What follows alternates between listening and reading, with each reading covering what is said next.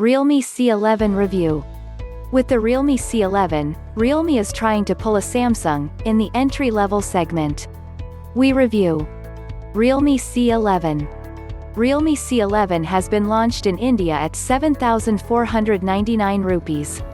Realme C11 is a budget smartphone offering cool features. Considering its price range 6,000, the device features a decent RAM and massive storage space, powerful battery, and a good pair of cameras. Some of its added features like Gorilla Glass 3 protection, splash-resistant and sleek design, and USB OTG support are the plus points of this product. The only thing which would have made it a really good deal is the presence of a fingerprint sensor and a better processor. Realme C11 is technically a successor to the Realme C3.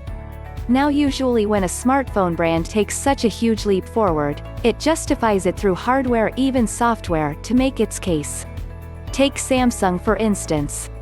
The South Korean major jumped from the S10 to S20 this year, letting its brand new camera tech, and a couple of other cool things, do much of the talking. With the Realme C11, Realme is trying to pull a Samsung in the entry-level segment. Though without a method or any USP feature, which is definitely not what you expected. Every brand has its own go-to-market strategy. For Realme, which happens to take a lot of cues from Xiaomi, sometimes the vice versa also happens. It is launching phones by the dozen, one after the other in quick succession. There are many reasons why Realme does that, and it's totally fine, but that strategy also has an obvious loophole. Every now and then, the brand is going to run out of ideas and there's only so much hardware available to experiment with. In the price range Realme likes to play in, things are bound to get repetitive. As and when the brand is faced with this dilemma, it must chalk out a plan B, in this case, jumping from C3 to C11 in naming. Realme's C series focuses on offering entry-level smartphone experiences to first-time users, or users looking to make a switch from a feature phone. Needless to say, it's a lineup that's expected to attract a lot of traction simply because that audience is pretty substantial in India even today. An interesting thing to note about the Realme C11 is that Realme has priced it lower than the Realme C3.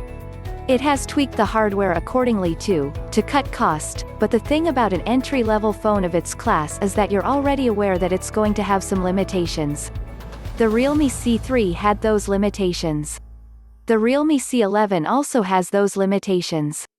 I'll talk about them later, but what I am trying to say here is that, the Realme C11, despite its weird positioning, and even existence, has a potential buyer too. Or at least, that is what Realme would have you believe. But here's the thing. I feel that buyer, the buyer that Realme is looking to target with the Realme C11, deserves something better. Design, build quality and display. Realme C11. The Realme C11 doesn't look, or even feel, like an entry-level phone. Realme says the design is the Realme C11's standout feature, and there's no doubt that the phone looks very, very nice, but it's also very subjective. All the changes that Realme has made are limited to the phone's back. Most of these changes are for good measure. The back panel uses textured plastic. This serves two purposes. One is that it enhances grip, the other is that it makes the phone somewhat resistant to smudge and fingerprints. Speaking of which, the Realme C11 does not have a fingerprint scanner. Realme has also managed to retain the Realme C3's sunrise color shifting pattern in the Realme C11. But the biggest change comes in the form of an off-center vertical stripe that extends from the top all the way to the bottom. It is interrupted by a square-shaped camera module with no bump whatsoever at one end, which I really like. What I don't like, and this is something entirely subjective, is the sizable Realme logo that sits at the opposite end. It's not as massive as the branding on the Narzo 10A, but it is something. Realme C11. The front is all familiar territory. The Realme C11 does stand out in a crowd, but at the same time, it's a very familiar phone, especially for existing Realme users. Be that as it may, I will definitely pick the Realme C11 over the Realme C3 as far as all-round design is concerned, though that Realme logo does bother me quite a bit. This also has something to do with Realme's color choices. Available in green and gray, the Realme C11 is a lot more subdued and sophisticated, something you rarely see in entry-level phones.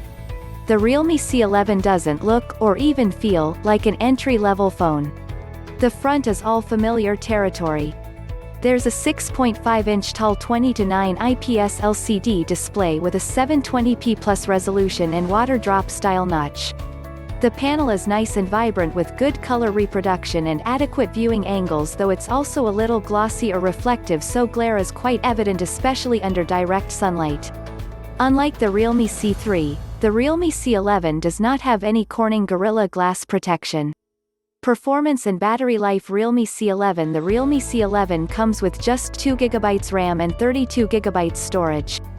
The Realme C11 has an 8-core MediaTek Helio G35 processor, which is a step down from the Helio G70 inside the Realme C3. The Helio G35, though it's a brand new chipset from MediaTek, has been marred by a lot of controversy and confusion because it's not all that different from its existing Helio P35, which is a year-old chipset. The Helio G35 is basically the Helio P35 with MediaTek's Hyper Engine technology. That's it.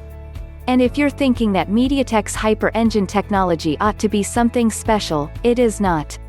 Or wait, it's designed to optimize the available resources for a more sustained performance, especially while gaming, without any other upgrade to what's already inside the Helio P35, so I'll leave you to decide what to make of it.